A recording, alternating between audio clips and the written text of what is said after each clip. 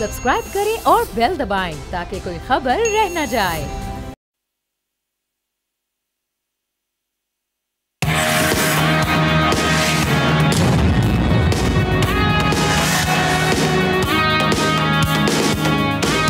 अस्सलामुअलैकुम, आप देख रहे हैं न्यूज़ पंच। मैं हूं आमना खटाना। आगाज़ में बात करेंगे दोहा में होने वाली समिट के हवाले से। कतर में इसराइली हमले के जख्म नाजरीन अभी ताज़ा हैं। दोहा में अरब लीग और इस्लामी ममालिक का हंगामी इजलास हो रहा है, जिस पर दुनिया की नज़रें लग चुकी हैं। अब्राहम अकॉर्ड की 5वीं सालगिरह पर यह इजलास महज हुस्ने इत्तफाक है या तारीखी मौका। इस इजलास की टाइमिंग बड़ी इंपॉर्टेंट है और इसे लेकर अरब नेटो की गूंज सुनाई दे रही है। कतरी वज़ीर आज़म वाशिंगटन का दौरा और सदर डोनाल्ड ट्रंप से मुलाकात कर चुके हैं। कतरी वज़ीर आज़म ने इसराइली जारहियत का सख्त और मौसर जवाब देने का मुतालबा किया है, जबकि अमरीकी सदर डोनाल्ड ट्रंप ने कतर को अमरीका का करीबी इत्तेहादी करार देते हुए इसराइल को ज़्यादा मुहतात रहने का पैगाम दिया है। वज़ीर आज़म शहबाज शरीफ इस्लामी सरबराही इजलास में शिरकत के लिए एक रोज़ा दौरे पर कतर में मौजूद हैं। ये एक हफ्ते में उनका कतर का दूसरा विजिट है। पाकिस्तान ने इजरायली इक़दाम रोकने के लिए मुश्तरका अरब इस्लामी टास्क फोर्स, जबकि ईरान ने अमली मज़ाहमत के लिए मुश्तरका ऑपरेशन रूम कायम करने की तजवीज़ दी है। अब ये मामला आगे कैसे बढ़ेंगे? क्या इस बार कंडेमनेशन से आगे मामला बढ़ेंगे और सख्त इक़दाम लेंगे ये जो अरब लीग है, और इसके साथ साथ क्या ऑप्शंस इनके पास मौजूद हैं, किस तरह के रिपोर्ट हैं और आगे आने वाले दिनों में कितना थ्रेट मौजूद है इसराइल की जानिब से इन ममालिक को? इसी पर बात करने के लिए इत्तेशामुल हक साहब हमारे साथ हैं, सीनियर एनालिस्ट, और उनके साथ साथ डॉक्टर जमील अहमद खान साहब, फॉर्मर एम्बेसडर भी हमारे साथ हैं। दोनों को वेलकम करते हैं। डॉक्टर साहब, मैं आपसे आगाज़ करूँगी, दोहा समिट से हमारी एक्सपेक्टेशंस क्या होनी चाहिए और अभी ऑप्शंस क्या हैं इन ममालिक के पास इसराइल के ख़िलाफ़? अगर ये कंडेमनेशन से इस बार आगे बढ़ते हैं, आपको लग रहा है कि इस बार मामला वाकई संजीदा है? जी, मैं तो सुबह को कुछ बातें कर चुका हूँ इस मामले में और आपके चैनल पे भी कर चुका हूँ। बेसिकली कोई ज़्यादा सख्त गिर किस्म का कोई फैसला नज़र नहीं आता अब तक के जो इशारे मिल रहे हैं। सुबह तो खैर ये हमारी एक एनालिसिस था, लेकिन अब जो चंद तकारीरें मैंने सुनी हैं और मार्को रूबियो के विजिट और इजरायली प्राइम मिनिस्टर की जो बातें मैंने सुनी हैं, उससे अंदाज़ा ये हो रहा है कि हमारे अरब लीडर्स और OIC के जो हमारे लीडरान हैं, उन्होंने बड़ी अच्छी तकरीरें की हैं। उनकी तकरीरों को यकीनन सराहना चाहिए, अप्रिशिएट करना चाहिए। ब्रिटिश के प्रेसिडेंट साहब ने भी बड़ा बिल्कुल सही किया है, बात की है कि जो इंटरनेशनल लॉ की पासदारी करनी चाहिए और क्लियर मैसेज तमाम कंट्रीज ने दिया है सॉलिडारिटी का कतर के साथ, और हमें इंटेंसिफाई करना चाहिए। मैं उनकी तकरीर का मतन 2-4 लफ्जों में बता के तो फिर तजिया देता हूँ और कहते हैं डिप्लोमेटिक एफर्ट्स को हमने जारी रखना चाहिए, लेकिन इंटरनेशनल फ्रेमवर्क यानी इंटरनेशनल चैनल और इंटरनेशनल लॉ के तहत। और फिर ये एट्रॉसिटीज जो है वो ख़त्म नहीं होगी जब तक कि सैंक्शन को इम्पोज नहीं किया जाए। और उसमें उसके बाद ये भी जोर दिया कि जो ICC में प्रोसीडिंग चल रही है उसको भी फॉलो करना चाहिए, और साथ में ये भी कहा कि पैलेस्टीनियंस को उनका हक मिलना चाहिए जो कि सिक्योरिटी काउंसिल में, ये प्रेसिडेंट टर्की कह रहे हैं, सिक्योरिटी काउंसिल में जो रेजोल्यूशन पास हुई थी 1967 के बॉर्डर पे इजराइल को वापस चले जाना चाहिए, यानी कि जो एक्यूपाइड लैंड है इजराइल को ख़त्म कर देना चाहिए उसको। इस और ईस्ट यरूशलेम को कैपिटल जो कि उसमें डिसाइडेड था सिक्योरिटी काउंसिल के रेजोल्यूशन में, और 2 स्टेट थ्योरी का उन्होंने कहा कि वो भी जो कि ओस्लो अकॉर्ड के तहत है उसको भी करना चाहिए। और हम इस चीज़ को नहीं मानते, हम इस चीज़ को नहीं एक्सेप्ट करते जेनोसाइड को, इसलिए मेजर हमें ज़रा सख्त लेने चाहिए। इसी तरह इजिप्ट के प्रेसिडेंट ने भी ऐसी ही सख्तगीर बातें की हैं कि हमें पैलेस्टीनियन का साथ नहीं छोड़ना चाहिए, हमें रिजेक्ट करना चाहिए कि कोई फोर्सफुली ट्रांसफ़र हो पैलेस्टीनियन की, यानी कि उनको धकेला जाए अपने सरजमीन से, और ये पूरे खत्ते की इसको स्टेबिलिटी को शेक कर देगा, नहीं हिला के रख देगा इसके फाउंडेशन को। और फिर उन्होंने भी यही बात की कि 1967 के बाउंड्रीज पे वापस जाना चाहिए, और उन्होंने कहा कि मुस्लिम उम्मा का इत्तेहाद होना चाहिए। और फिर कहा कि इजराइल को जो है वो उसने तमाम अपनी रेड लाइन क्रॉस कर दी है।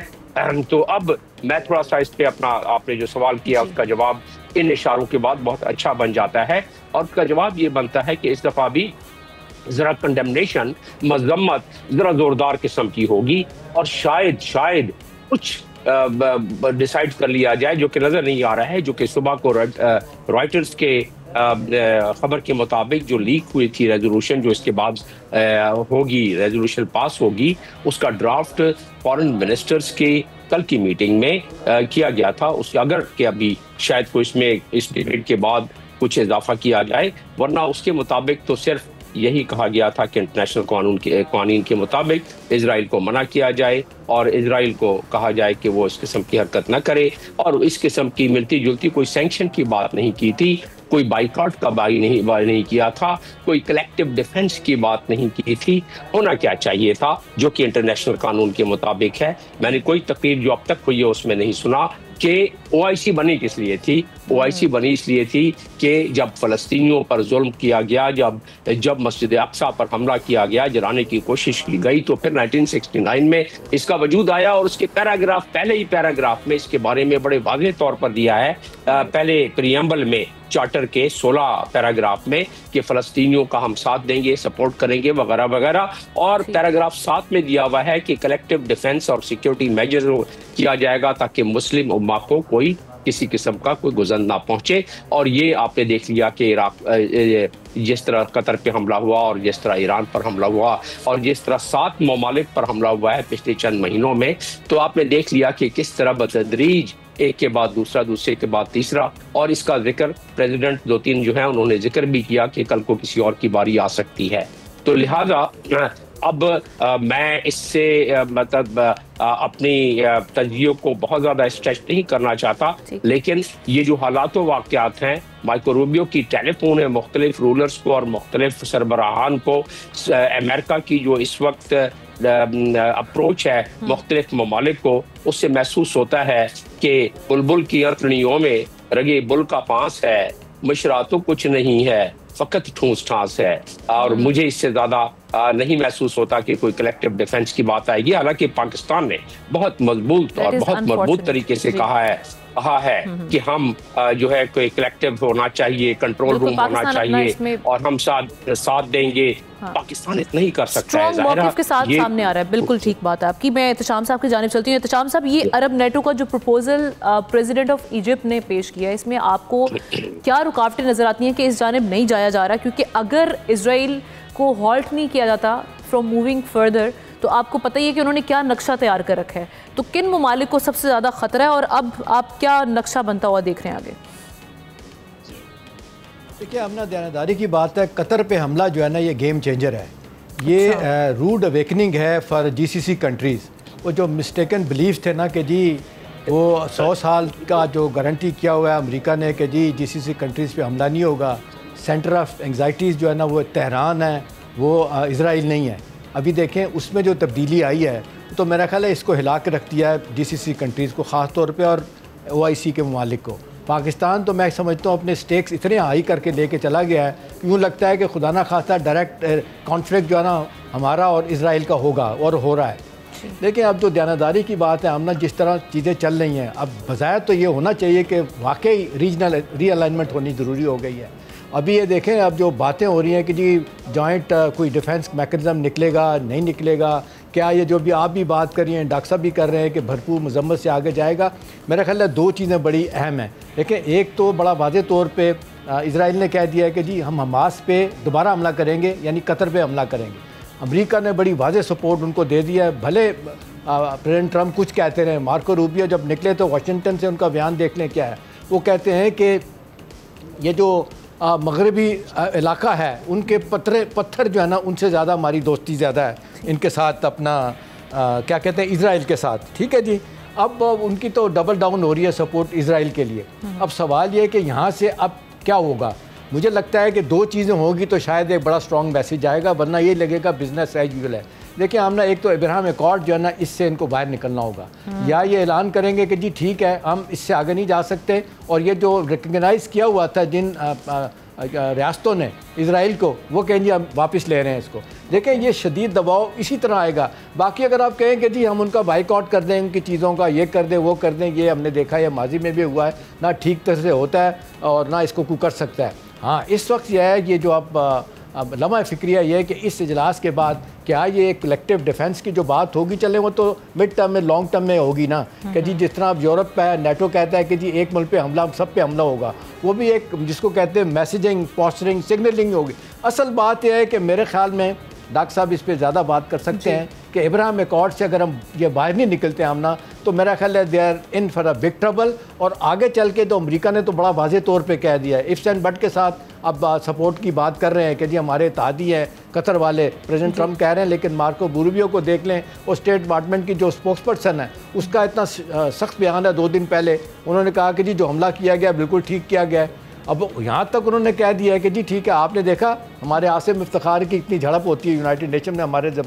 रिप्रेजेंटेटिव हैं जो इजराइल का नुमाइंदा उसके साथ। अब सवाल ये कि इससे आगे क्या होगा। मेरा ख्याल है एक तो ये कि अब आज ये फैसला हो जाए मीटिंग के बाद, एक तो ये इब्राहिम अकॉर्ड पे अगर बात नहीं होती तो मुझे नहीं लगता कि इसके बाद कोई ऐसी बात होगी, या ये बड़ा वाज़े तौर पे एक जिसको धमकी कहा जाए, कुछ भी कहा जाए कि जी अगर अब दोबारा से किसी भी मुसलमान मुल्क पे हमला होता है, वो ख़ास तौर पे जो धमकी दी उन्होंने कि जी हमास के लोग वहाँ बैठे हुए हैं, हम दोबारा उस पर हमला करेंगे, या ये भी बात की जाती है टर्की के ऊपर सऊदी अरब के हमले की भी तैयारी हो रही है। देखिए आमना अब वक्त आ गया कि इनको मेरा ख्याल लेनी पड़ेगी, मजम्मतों से बात आगे जानी चाहिए। अगर ये नहीं जाती तो मेरा ख्याल है फिर इनके लिए मुश्किलात होगी, और बैठ के इनको आज फैसला करना चाहिए, और पाकिस्तान लीड लोड ले ले, और उनको रियलाइज़ करना चाहिए कि पाकिस्तान जो अपने स्टेक जितने हाई करके यहाँ बैठा हुआ है उसकी बात सुनी जाए। डॉक्टर साहब, ये जो अब्राहम अकॉर्ड की हम बात करें, 5th एनिवर्सरी भी है, तो ये महज एक आप समझ रहे हैं कि एक कोइंसिडेंस है कि आज के दिन ही ये दोहा समिट हो रहा है, या आप समझते हैं कि वाकई अब इस हवाले से सोचा जाएगा, रिव्यू किया जाएगा अब्राहम अकॉर्ड को, और अगर ये होता है और इजराइल के साथ सिफारती और इकोनॉमिकली अपनी टाइज ख़त्म करते हैं, तो किस हद तक आप समझते हैं कि सिचुएशन बेहतर हो सकती है गाज़ा के लिए? और ये इब्राहिम अकॉर्ड से पहले भी इब्राहिम अकॉर्ड से पहले भी तकरीबन 7 ममालिक के सफारती ताल्लुकात थे, सफारतखाने थे। टर्की वो मुल्क है जिसने सबसे पहले इजराइल को तस्लीम किया था और सफारतखाना खोला था, और उसके बाद ज़ाहिर है जो ताल्लुकात ख़राब हुए तो ख़त्म कर दिया। इसी तरह अगर इब्राहिम अकॉर्ड से बाहर भी निकल जाया जाए, जो कि मुझे बहुत मुश्किल नज़र आता है, हाँ एक वार्निंग दी जा सकती है, क्योंकि इन हुक्मरानों पर बहुत ज़्यादा बॉटम्स अप प्रेशर आ रहा है। वो प्रेशर महसूस इसलिए नहीं होता है कि यहाँ अथॉरिटेरियन गवर्नमेंट है इन तमाम में, चाहे वो मोरक्को हो जाए, सूडान हो जाए, यूएई हो जाए, कतर हो जाए, कतर में तो नहीं है मेंबर, बहरीन हो जाए, ये इस वक्त जो इब्राहिम अकॉर्ड में है इधर क्योंकि अथॉरिटेरियन रिजीम है, लिहाजा बॉटम्स अप प्रेशर इतना महसूस नहीं हो रहा है। लेकिन जब ये लावा पड़ेगा तो वहाँ के अवाम जो है काफ़ी वो बेफर सकते हैं। उस प्रेशर की वजह से शायद इस यहाँ जब सबमिट के इख्तिताम पर कोई ऐसे स्टेटमेंट्स आए, लेकिन इस सबमिट में नहीं मालूम होता, महसूस होता कि कोई ऐसी अनाउंसमेंट होगी कि जिससे उसे अपने सफारती ताल्लुकात मुंतका कर लिया, जब मुंतका कर लिया जाए और वो उनका में आ रहा है। डॉक्टर साहब, अभी आपने बैनुल-अक़वामी कवानीन की आपने बात की थी, देखें बड़ा वाज़े तौर पर डॉक्टर साहब लग रहा है कि रूल बेस्ड जो एक वर्ल्ड ऑर्डर था वो बड़ी तेज़ी के साथ ख़त्म हो रहा है। यानी कतर जैसा मुल्क जिसको कहा जाता है कि मिडिल ईस्ट का स्विट्ज़रलैंड, इतना ऑनेस्ट पीस ब्रोकर वो रहा है, और आपने देखे 2-3-4 मुल्कों के दरमियान सुलह कराने में उनका साथ रहा है। अगर वो भी अगर अपना कतर भी अगर महफूज नहीं है तो बाकी मुसलमान काम ममालिक महफूज होंगे।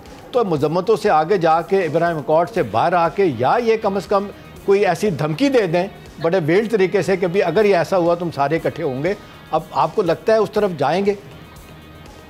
शॉर्टली नहीं, बात यह है कि ये डरे डरे से और सहमे सहमे से हुक्मरान नहीं लगता कि वो इतना वाज़ेह किस्म का पैगाम देंगे, लेकिन क्योंकि उनके अपने चार्टर में है, OIC के अपने चार्टर में है, और मैंने आपको बताया पैराग्राफ नंबर 7, उसके तहत अगर ये आज डिसाइड कर लें और रेजोल्यूशन पास कर लें कि कोई हम एक इमरजेंसी कमेटी बना रहे हैं OIC की, जो कि इसके UR बना देगा जिस तरह की नेटो है, और उसके मुताबिक हम OIC का ये कलेक्टिव डिफेंस मैकेनिज्म, एक कंट्री पे हमला सारी कंट्री पे हमला समझा जाएगा, जिस तरह के नेटो के आर्टिकल 5 के तहत ये समझा जाता है। तो ऐसे में तो फिर वाह, फिर तो मुस्लिम दुनिया, लेकिन ये नहीं लगता, क्योंकि जिस तरीके से ताने बाने बुन दिए गए हैं हमारे हुक्मरानों के इर्द गिर्द, खास तौर पर वो पेट्रो डॉलर से मालामाल हुक्मरान तो नहीं लगता, क्योंकि हो क्या रहा है, ये शतरमुल्क की तरह हर मुल्क और हर मुल्क का सरबराह और हर मुल्क के जो डिसीजन मेकर्स हैं वो समझते ये है कि चलो हम तो बचे हुए हैं, खैर है, अगली बारी किसी और की होगी, लेकिन ये सारों की बारी वन बाय वन और turn by turn divide and rule वाला हम देख रहे हैं, इस वक्त चीज़ें चल रही हैं और अब ये वक्त आ चुका है कि कुछ संजीदा एक्शन लेने की ज़रूरत है, अदरवाइज़ जो खतरात हैं वो बढ़ते चले जा रहे हैं। बहुत शुक्रिया डॉक्टर जमील अहमद खान साहब हमारे साथ मौजूद है। तशरीह है moving on to our next story नाजरीन, जो कि फ्लड के बाद जो इकॉनमी पे एक स्ट्रेन पाया जा रहा है उसके हवाले से है। पंजाब के दरियाब भी, हम अगर सिचुएशन की बात करें, मामूल पर बहने लगे हैं, मगर सिंध के बैराजों में पानी की सतह बुलंद हो रही है। दरियाए सिंध में गुड्डू और सखर के मकाम पर सैलाबी सूरत हाल है। PDMA के मुताबिक सैलाब से 45 लाख अफराद मुतासर हुए हैं, 104 कीमती जानें ज़ाया हुई हैं, हज़ारों देहात उजड़ चुके हैं और $2 अरब के माली नुकसान का इब्तदाई तखमीना लगाया गया है, जिससे मुल्की मईशत पर दबाव बढ़ेगा। प्राइम मिनिस्टर ने मुतासरा इलाकों के लिए अगस्त का बिजली का जो बिल है उसको माफ़ तो कर दिया है। जिन लोगों ने बिल अदा कर दिए हैं उन्हें अगले बिल में ये रकम वापस कर दी जाएगी, ये कहा जा रहा है। लेकिन क्या ये इक़दामात इन लोगों का, इनके दुखों का मुदावा करने के लिए काफ़ी हैं? क्या मज़ीद इक़दामात लेने की ज़रूरत है? एहतशाम साहब का तज्ज़िया भी, और मैं ख़बर भी चाहूँगी कि ये सिर्फ अभी तक अगस्त के बिल से ही कंपनसेट करने की कोशिश की जा रही है या आगे इस हवाले से कुछ सोचा भी जा रहा है, और क्या इक़दामात हमें करने चाहिए ताकि जो नुकसान हुआ है इससे रिकवर कर सके और इन फैमिलीज़ का मुदावा भी हो सके?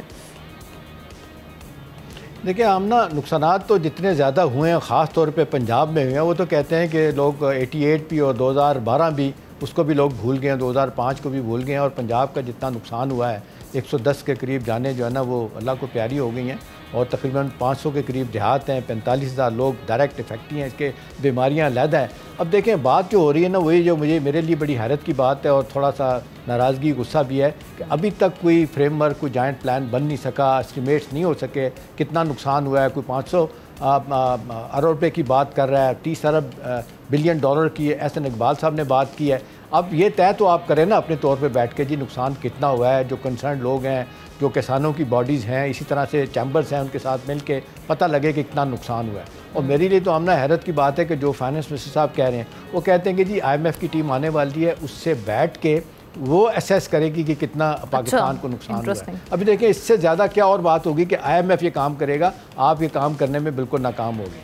ख़बर आमना ये है कि पैसे बिल्कुल नहीं है, सूरत हाल इतनी ख़राब हो चुकी है कि इनको समझनी क्या हो रही है, और जितना ही तेज़ी के साथ कर्जे लिए जा रहे हैं। आप देखें 1700 रुपये का कर्जा कहते हैं 1.25 महीने में लिएगा, 56 अरब रुपया जो है ना वो रोज़ाना के हिसाब से कर्जा लिया गया ये 1.5 माह के अंदर अंदर। तो ये सारी सूरत हाल बता रही है कि आप यू आर टोटली ब्रोक। आज देख लें 11% इंटरेस्ट रेट पे उन्होंने कायम रखने का फैसला किया गया है। कोई हमारे यहाँ आप देख लें कोई बिज़नेस एक्टिविटी नहीं हो रही है, जो हो रही थी वो भी आपने देखा बुरे तरीके से जो है ना वो उसको धचका लगा है सैलाबों की वजह से, बारिशों की वजह से। NDMA ने कहा था कि जी मानसून ख़त्म हो गया है, उसके बाद अब दोबारा का वही कह रहे हैं कि जी नहीं 16 यानी अगले यानी कल से वो कह रहे हैं एक और बड़ा सीरियस किस्म का वो कहते हैं स्पेल आने वाला है बारिशों का। तो अभी पहली तो बात यह है कि अपनी असेसमेंट क्या है वो कोई नहीं है। अब यह है कि ज़राअत जो एक बहुत बड़ा आप देख लें, आज भी हम कहते हैं कि 23% हमारी GDP का है, उसका 60% से ज़्यादा मेरी कुछ लोगों से बात हुई है, वो कहते हैं जो कह रहे हैं 30%, 40%, ओवर 60% आमना नुकसान हुआ है ज़राअत को। सारी फसलें अभी देखें जिस तरीके से कहा जा रहा है 70% चावल की फसल को नुकसान हुआ है। और ये सारे के सारे अपनी फसलें आपने देखें जिस पूरे तरीके से, कॉटन आप देख लें जो एक्सपोर्ट होती थी 3 से 4 बिलियन डॉलर, रॉ कॉटन भी, और उसमें थोड़ा बहुत जो वैल्यू एडिशन डाइवर्सिफिकेशन होती थी वो भी जो जिसको कहते हैं वो ख़त्म हो गई है। इस सारे मामले को देखते हुए ये बड़ा आसानी के साथ आप कह सकती हैं कि जी हुकूमत के पास तो प्लान नहीं है। क्या प्लान देने जा रहे हैं, अपना क्या नाम IMF वाले, ये देखने वाली बात है। प्राइम मिनिस्टर ने ऐलान कर दिया बिजली के बिलों का कि जी 1 महीने के लिए माफ़ कर दिए जाएँ, जिन्होंने दे दिया है वो अगले में हम एडजस्ट कर देंगे। ये भी जो है ना IMF के सामने बात रखनी है। IMF हो सकता है इस हवाले से थोड़ा कंसिडरेट हो, लेकिन सवाल यह है आमना कि जो आप अपने यानी FBR के अहदाफ पूरे नहीं हो रहे, वो जो 14 ट्रिलियन का हदफ दिया हुआ है मौजूदा माली साल का रेवेन्यू का, वो पूरा होता नज़र नहीं आ रहा है। 250 से 300 बिलियन का वो उसमें शॉर्टफॉल नज़र आ रहा है। बाहर से पैसा जो है ना वो जिसको कहते हैं डोनर फटीक वाली बात है। अभी तक आप देखिए चंद लाखों में डॉलर की बात हो रही है, चाहे UN है एशियन डेवलपमेंट बैंक का, लेकिन किसी ने भी बड़ा वाज़ेह तौर पे मदद का ऐलान नहीं किया। इवन जिनके लिए आज हम मर रहे हैं, आप देख लें हमारे सागदार साहब ने, तो इसमें हमारी नाकामी किस हद तक है कि हम उस तरह से जो इमदाद है उसके लिए कन्विंस नहीं कर पाई? ये हमारी नाकामी है या वहाँ की हम बात करें कि इदारों की सेल्फिशनेस है?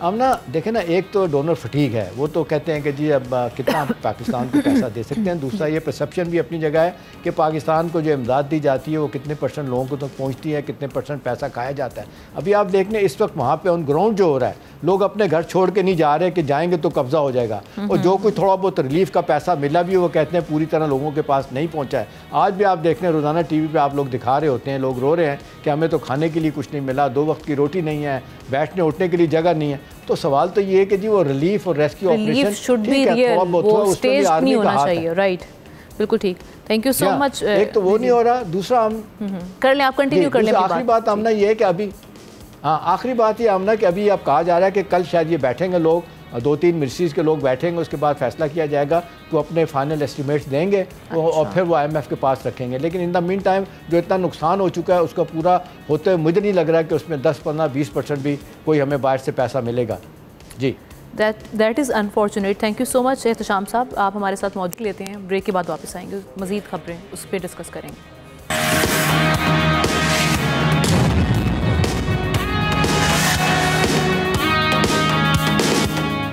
Welcome back. सिक्योरिटी हवाले से कुछ मामला पर बात करते हैं। खैबर पख्तूनख्वा में शिमाली वज़ीरिस्तान, लकी मरवत, बाजोड़ और दीन में सिक्योरिटी फोर्सेस के तेज़ और मुनज़्ज़म ऑपरेशंस ने फितनतुल ख़वारिज को सख्त नुकसान पहुँचाया है। दूसरी तरफ हुकूमत ने काबुल को वाज़ेह पैगाम दिया है कि उसे पाकिस्तान या TTP में से किसी एक का इंतखाब करना होगा। नाकामियों पर फितनतुल ख़वारिज में इख्तलाफात की भी खबरें हैं। इसी पर बात करने के लिए ज़ाहिर शाह शिराज़ी साहब सीनियर एनालिस्ट हमारे हैं, उनको वेलकम करते हैं प्रोग्राम में। शाह साहब, अभी पाकिस्तान ने तो बड़ा क्लियरली, पाकिस्तानी प्राइम मिनिस्टर ने अभी 2 दिन पहले ये पैगाम भी दे दिया कि जी आप चूज़ कर लें पाकिस्तान और TTP में से, क्योंकि एक अरसे से हम देख रहे हैं इंगेजमेंट्स तो हो रही हैं, लेकिन वहाँ से ऐसा लग रहा है कि अनहर्ड है जो हमारी सिक्योरिटी कंसर्न्स हैं। और अगस्त के महीने में खुसूसन अगर हम बात करें तो टेंशन बढ़ी है, बल्कि दोनों साइड से जो इल्ज़ामात बढ़ चुके हैं। तो ये जो अब हीट हम देख रहे हैं कि बढ़ती चली जा रही है, इसमें कुछ अब ये जो हमारी तरफ से पैगाम गया फाइनल, इस पर कोई रिस्पांस आएगा, संजीदा एक्शन किया जाएगा? अमना, मेरे ख्याल में देखें, अगर रिस्पांस आता है या नहीं आता, पाकिस्तान ने बारहा, चाइना पाकिस्तान दोनों ने बड़ा क्लियर किया था कि बार बार जो अफगान काबुल इंतज़ामिया है वो डिलेइंग टैक्टिक्स पे चल रही थी, और उसने ये TTP वाले मामले को और VLA के मामले को एज अ बार्गेनिंग चिप इस्तेमाल करने की कोशिश की। ये एक इंतहाई नामुनासिब बात है, क्योंकि देखा जाए तो इन्होंने खुद वादा किया था कि कतर के एग्रीमेंट के बाद हमारी सरजमीन इस्तेमाल नहीं होगी किसी भी मुल्क के ख़िलाफ़, लेकिन पाकिस्तान के खिलाफ ओपनली इस्तेमाल हो रही है। आप देख रहे हैं कि रोज़ाना तश्कीलें आ रही हैं, शुमाली और जनूबी वज़ीरिस्तान से देख लें, बाजोड़ से देख लें, तो अटैक्स हो रहे हैं। अब प्राइम मिनिस्टर ने इससे पहले भी बारहा, डिप्टी प्राइम मिनिस्टर ने भी जो अमीर मुत्तकी साहब हैं उनसे पिछली मुलाकात में बड़ा क्लियर किया था कि आप ट्रेड और टेररिज्म में एक चीज़ की चॉइस कर लें, लेकिन बारहा उनकी तरफ से देखा गया कि मुख्तलिफ हीले बहानों से कि कभी यहाँ पे मौजूदगी नहीं है, कभी हमारा काम नहीं है, कभी जो है आप दूसरे ऐसे मामलात के ऊपर वो पाकिस्तान को जो है वो ट्रिक करते रहे। लेकिन अब 2 चॉइसेस हैं, या तो वो पाकिस्तान का इंतखाब करे या वो दहशतगर्दों का। ये एक बड़ा क्लियर मैसेज है। कुछ ही दिनों में हमारे जो खुसूसी नुमाइंदे हैं, मोहम्मद सादिक साहब जो फॉर्मर एम्बेसडर भी रहे हैं अफगानिस्तान के, वो भी जाएंगे। उनकी टोन को आप देखें, बारहा उन्होंने भी बड़ा क्लियर कर दिया कि अब अफगानिस्तान में जो दहशतगर्द तंजीमें उनके खिलाफ एक्शन होना चाहिए। पाकिस्तान ने अपने तरफ से बॉर्डर के साइड पे आप देख लें, बनू वाक़े के बाद मेरे ख्याल में chief of army staff general Asim Munir और प्राइम मिनिस्टर शहबाज शरीफ साहब बनू के दौरे के बाद उन्होंने बड़ा क्लियरली कह दिया था कि जो लोग दहशतगर्दों को सपोर्ट करेंगे, उनको सिंपैथाइज करेंगे, उनके खिलाफ जो है वो एक्शन नहीं लेंगे, उनके खिलाफ भी कार्रवाई की जाएगी। तो अब आप देख लें, बाजोड़ में ऑपरेशन शुरू कर दिया गया है, बड़ा एक्टिवली हो रहा है। लकी मरवत जो कि सेटल डिस्ट्रिक्ट है, उसमें बड़ा तेज़ी से एक्शन हुआ। साथ साथ शुमाली वज़ीरिस्तान में बम्बार्डमेंट भी की गई है, ड्रोन से इस्तेमाल किए गए हैं, जेट फाइटर्स भी किए गए हैं। तो ये बड़ा क्लियर मैसेज है कि पाकिस्तान अब जो है अपनी जो पैसिव पॉलिसी उसको एग्रेसिव कर रहा है। दूसरा जो अहम नुकता है आमना, बड़ी अहम चीज़ ये है कि अफगानिस्तान को बाकायदा कोऑर्डिनेट्स दिए जा चुके हैं, पक्तिया, पक्तिका, नूरिस्तान इसके अलावा कुनड़ और निंगरहार में जहाँ जहाँ होस्ट में भी दहशतगर्दों के ठिकाने हैं, उनके ट्रेनिंग कैंप्स हैं, उसकी बाकायदा कोऑर्डिनेट शेयर किए गए। और अगर एक्शन नहीं होता तो कुछ दिनों के अंदर मुझे लग रहा है कि पाकिस्तान बड़ा जो है सख्त एक्शन लेने का इरादा रखता है, क्योंकि अब जो है मेरे ख्याल में चीज़ें बर्दाश्त से बाहर होगी। जो कुछ हुआ दीर में, अपर दीर में, जो कुछ हुआ बनू में, जिस तरीके से ये एज ए ह्यूमन शील्ड इस्तेमाल करके सिविलियन आबादी के अंदर से अटैक करते हैं, ये मेरे ख्याल में भी एक्सेप्टेबल नहीं है। जो लेटेस्ट इतलात हैं, बाजोड़ में 4 गांव ऐसे हैं जिनको जो है वो क्लियर करा लिया गया है। अब जो है वो ऊपर बॉर्डर के करीब जो तहसीलें हैं उनकी जानिब जो है सिक्योरिटी फोर्सेज ने मूवमेंट शुरू की है, लेकिन वहाँ जो हमारे आम लोगों से बात हुई उनका ये कहना है कि इस वक्त दहशतगर्दों ने बड़ी अपनी स्ट्रेटजी चेंज की है। वो साथ साथ सिविलियन आबादी के अंदर एक से दूसरे गांव जो है वो पनाह लेकर ह्यूमन शील्ड के तौर पर कबायलियों को यूज करे, तो ये बड़ा खतरनाक मामला है। ऑपरेशंस कर भी रहा है, लेकिन हम देख रहे हैं दूसरी साइड से रियलाइजेशन नहीं है, क्योंकि मैं ये उनका अफगान डिफेंस मिनिस्टर मोहम्मद याकूब का स्टेटमेंट भी देख रही थी। वो कह रहे हैं पाकिस्तान अपनी नाकामियों को छुपाने के लिए ब्लेम शिफ्ट कर रहा है। अब जहां हम देख रहे हैं दूसरी साइड पर एक्सेप्टेंस ही नहीं आ रही, रियलाइजेशन ही नहीं है, तो फिर कैसे हम कह सकते हैं कि इंगेजमेंट्स बढ़ेंगी इस मामले पर और वो सीरियसली कोई एक्शन लेंगे? और अगर एक्शन नहीं लेते तो क्या डायरेक्टली हिट करने के रेपरकशंस हो सकते हैं हमें फेस? देखिए, मेरे ख्याल में पाकिस्तान को अब तो आप देखिए तमाम पॉलिटिकल जो फोर्सेज हैं सिवाय तहरीक इंसाफ की हुकूमत की, जो कि शायद एक पॉलिटिकल स्टंट खेल रही है, वरना अगर आप देखें इनसाइड आज खैबर पख्तूनख्वा हुकूमत ने 1513 दहशतगर्दों के सर की कीमत तकरीबन 4.15 बिलियन रुपए जो है वो अनाउंस की है, जिनमें सबसे ज्यादा दहशतगर्द 160 पेशावर में जिनके सरों की कीमत अनाउंस की है केपी के अंदर, और फिर दूसरे नंबर पे शुमाली वजीरिस्तान के जो लोग हैं। तो अब आप देख लें, मेरे ख्याल में एक तरफ आप पॉलिटिकली मीडिया के अंदर ये बयान दे रहे हैं कि जनाब इनसे बातचीत करनी चाहिए, अपने लोग हैं, इनको रिकनसाइल करना चाहिए, दूसरी तरफ आप उनके सरों की कीमत मुकर्रर करें। मैं ये समझता हूँ, देखिए आपने डिप्लोमेट की एक रिपोर्ट देखी जिसमें ये वाज़ेह तौर पर कहा गया है कि सूबाई और मरकजी हुकूमत के दरमियान जो नाइत्तफाकी है उसकी वजह से दहशतगर्दी के खिलाफ जंग में जो है वो बड़े पैमाने पे जो है वो नाकामी हो रही है, और इसी वजह से खैबर पख्तूनख्वा में दहशतगर्दी बढ़ रही है। जब आपने सवाल पूछा कि आया अगर ऐसा नहीं होगा तो क्या होगा, मेरे ख्याल में चीन और पाकिस्तान ने बड़ा वाज़ेह किया है कि अगर अफगानिस्तान चाहता है कि CPEC में शामिल हो, ट्रेड एक्टिविटीज़ वहाँ पे हो, डेवलपमेंट हो, तो उन्हें दहशतगर्दी का खात्मा करना पड़ेगा। और ये मेरे ख्याल में पाकिस्तान का मुतालबा नहीं है, ये सेंट्रल एशियन रिपब्लिक्स का भी है, ईरान का भी है, ये रशिया का भी है, ये पाकिस्तान का भी है। आखिरी चीज़ जो खतरनाक हो रही है काबुल तालिबान के लिए वो ये है कि अब अंदर से आवाज़ें उठनी शुरू हो गई हैं। पहले ही अफगान रेजिस्टेंस फ्रंट जो है वो चल रहा है, इसके बाद जो साबका जो मुजाहिदीन की जमातें थी अब्दुल रसूख सियाफ की सरबराही में, उन्होंने पॉलिटिकल फ्रंट बना लिया है। तीसरा जो अहम नुकता है, अगर आप देखें तो अमेरिका ने भी एक इशारा दे दिया है कि अब अफगानिस्तान के अंदर एक नेशनल गवर्नमेंट होनी चाहिए। तो ये तमाम चीजें इंडिकेट करती हैं कि तालिबान की अपनी रेट खत्म है। एक तरफ वो दहशतगर्दों के खिलाफ एक्शन नहीं ले सकते, दूसरी तरफ वो तमाम जो इकाइयां हैं अफगानिस्तान की उनको अपने साथ शामिल नहीं कर सके, और अफगानियों की अपनी आवाजें उठनी शुरू हो गई कि ये एक इंक्लूसिव गवर्नमेंट नहीं है। आखिरी जो इनके पेट्रोनाइजर थे अमेरिका और उसके इत्तेहादी, उन्होंने भी तालिबान के सर से जो है हाथ उठा लिया है और उनको मैसेज दिया है कि अगर आप एक इंक्लूसिव गवर्नमेंट नहीं बनाते, आप एक नेशनल गवर्नमेंट नहीं बनाते, तो मेरे ख्याल में काबुल में ये उबूरी हुकूमत मजीद चल नहीं सकती। तो ये लगता है कि काबुल में जल्द एक बहुत बड़ी तब्दीली आने वाली है, और जिसको तब्दील करने वाले भी वही लोग होंगे जो तालिबान को अफगान जो लोग हैं उनके ऊपर जिन्होंने मुसल्लत किया है। ठीक है, थैंक यू सो मच ज़ाहिर शाह शिराज़ी साहब, आपने बड़ा इस हवाले से डिटेल्ड इस पे अपना तजिया पेश करते हैं। नाज़रीन, प्रोग्राम के आखिर में कुछ बात करना चाहूँगी। कल पाकिस्तानियों के लिए एक अच्छा दिन नहीं था क्रिकेट फैंस के लिए, और वो हम देख रहे हैं कुछ आदत भी हमें हो गई है। वैसे जब भी पाकिस्तान और भारत का मैच आता है, जो एक एक्साइटमेंट थी, अब वो एक्साइटमेंट वैसी रही नहीं है, चूँकि पाकिस्तान का एक रिकॉर्ड सेट हो चुका है इंडिया से बार बार हारने का। लेकिन इस मैच के हवाले से एक ख़ास एंगल से मैं बात करना चाहूँगी, वो है भारत का मुतासिबाना रवैया। टूर्नामेंट मैचेस को ख़तरे में इस मुतासिबाना रवैये ने डाल दिया। एशिया कप में पाकिस्तान अपना अगला मैच अब खेलेगा या नहीं, इस पर अब एक सवालिया निशान लग चुका है। ज़राए के मुताबिक PCB ने फैसला किया है कि अगर मैच रेफरी को तब्दील ना किया गया तो पाकिस्तान अपने मैचेस नहीं खेलेगा। PCB के इस फैसले की वजह भारतीय खिलाड़ियों का मुतासिबाना रवैया है, जिन्होंने पाक भारत मैच में पाकिस्तानी खिलाड़ियों से हाथ मिलाने यानी मुसाफा करने से गुरेज किया। पीसीबी के मुताबिक मैच रेफरी ने जानबूझकर खिलाड़ियों को मुसाफा करने से रोका। चेयरमैन पीसीबी मोहसिन नकवी ने खेल में सियासत को घसीटने को अफसोसनाक करार दिया, बल्कि हम देख रहे हैं कंडेमनेशन जो पाकिस्तानी क्रिकेट टीम से वाबस्ता रहे हैं, माजी के जो हमारे क्रिकेटर्स हैं उनकी जानिब से भी आ रही है, क्रिकेट एक्सपर्ट्स और जो हमारे फैंस हैं उनकी जानिब से भी। अब किस तरह से आगे बढ़ा जाएगा, पाकिस्तान मैचेस खेलेगा या नहीं, इस पर तज्जिया लेने के लिए सही साहब ने हमें ज्वाइन किया, स्पोर्ट्स एनालिस्ट हैं, आपको वेलकम करते हैं प्रोग्राम में। हैदर साहब, ये मैच जीते हारे वो तो हमें समझ आ चुकी है, पाकिस्तानी टीम कहाँ पर खड़ी है उस पर हम बड़ी बात भी कर चुके हैं, लेकिन मैं स्पेसिफिकली अब आगे के मैचेस के हवाले से बात करना चाह रही हूँ। जो पीसीबी ने अब ये एक डिमांड रखती है कि रेफरी उसको रिमूव किया जाए, फिर हम आगे बढ़ेंगे, इसको आईसीसी कंसीडर करेगा जो पाकिस्तानी इस वक्त टीम की परफॉर्मेंस भी, और साथ ही साथ इस वक्त जो इंडिया का इसमें बड़ा हम देख रहे हैं कि आईसीसी पर एक बहुत इन्फ्लुएंस है। जी हाँ, देखें, आईसीसी अभी इसमें दखल नहीं देगा क्योंकि ये जो टूर्नामेंट है ये एशियन क्रिकेट काउंसिल का है, उन्होंने ऑर्गेनाइज किया। आईसीसी ने सिर्फ अपने रेफरीज और अंपायर्स दिए हुए हैं, और आईसीसी चूंकि गवर्निंग बॉडी है, जहां भी जिस किस्म की भी क्रिकेट होती है उसका जिम्मेदार है, इसलिए आईसीसी का सिर्फ इतना ताल्लुक है। लिहाजा पहले ये कंसीडर किया जाएगा एसीसी में, एसीसी उसको कंसीडर करेगी।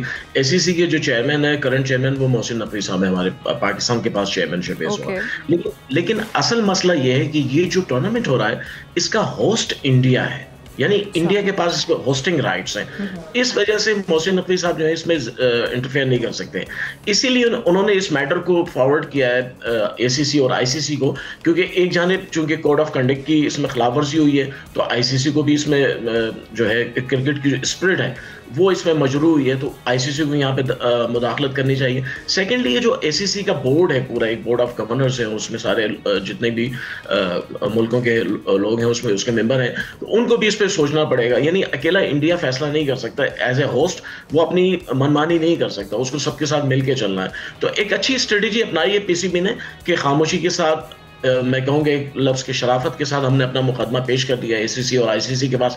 अब ये आईसीसी की जिम्मेदारी है कि वो क्रिकेट को कहाँ तक बचाती है, क्योंकि इस वक्त साख का सवाल पैदा हो गया है। क्रिकेट जो है वो कभी भी, देखिए, क्रिकेट को हमेशा गेम ऑफ जेंटलमैन, तो ये वायलेशन भी होगी ना आईसीसी के जो अपने रूल्स हैं, अब वो वायलेशन के अगेंस्ट उनका इम्तिहान है, बल्कि कि वो उन जो कवानीन है उन पर अमल दरामद करवाते हैं, यानी क्या एक्शन, और बिल्कुल उनको एक्शन नहीं लेता आईसीसी लेता, तो फिर क्या पाकिस्तानी टीम वाकई आगे के जो मैचेस हैं वो नहीं खेलेगी या रिव्यू किया जाएगा इस जानिब से? बज़ाहिर तो ऐसे ही नजर आता है अगर वो नहीं लेते एक्शन, लेकिन मुझे यकीन आईसीसी एक्शन लेगी, पाइक्राफ्ट को हटा दिया जाएगा, क्योंकि जो होना था वो हो चुका, जितनी जो है गलत काम होना था वो हो चुका।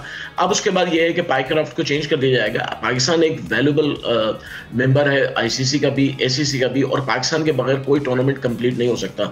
अगर पाकिस्तान बाइकआउट करता है, मैं आपको बता रहा हूँ, ब्रॉडकास्टर्स विड्रॉ कर जाएंगे, स्पॉन्सर्स विड्रॉ कर जाएंगे, क्योंकि उनका सारा दारोमदार पैसे पे। अगर पाकिस्तान नहीं खेलेगा, और कॉन्ट्रैक्ट में ये बात दिख ही रही है कि ये पाकिस्तान इंडिया इस टूर्नामेंट में शामिल होंगे, इसमें खेलेंगे।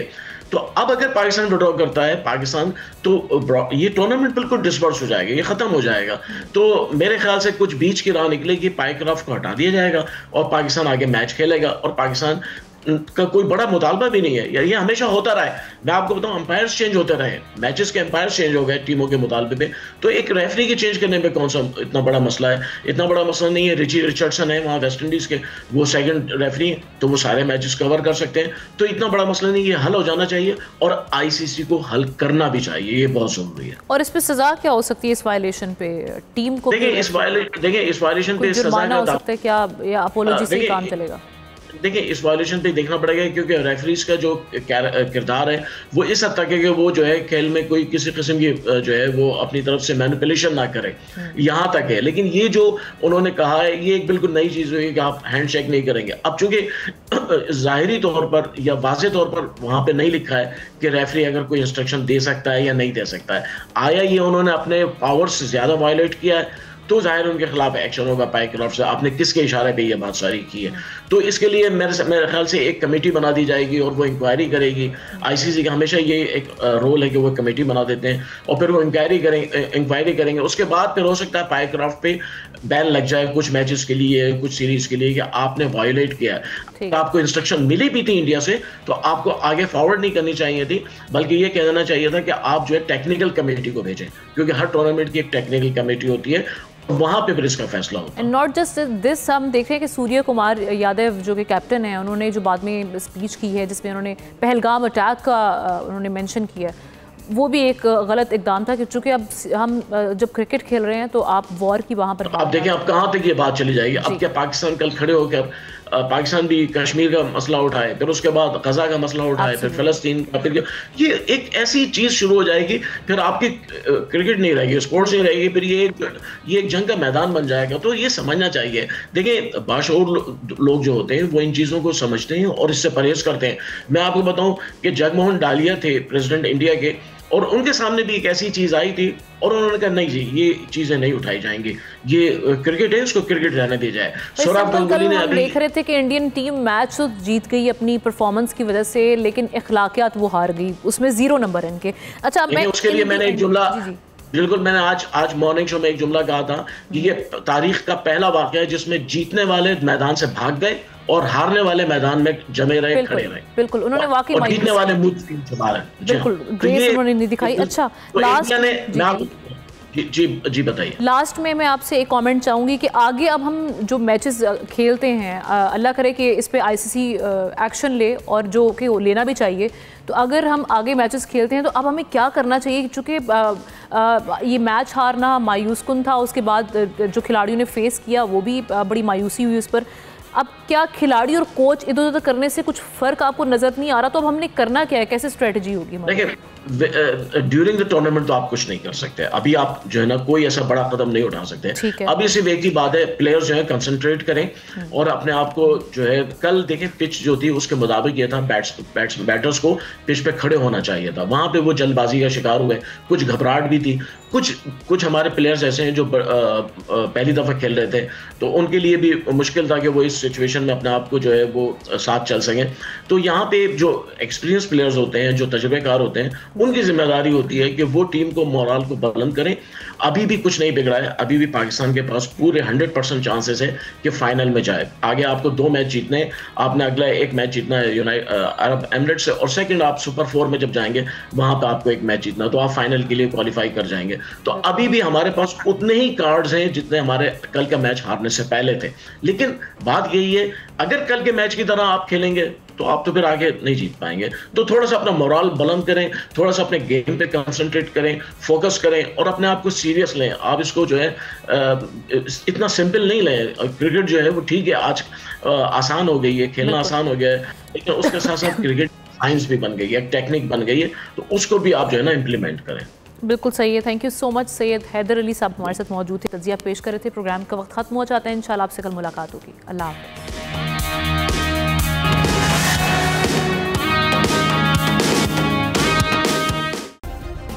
सब्सक्राइब करें और बेल दबाएं ताकि कोई खबर रह न जाए।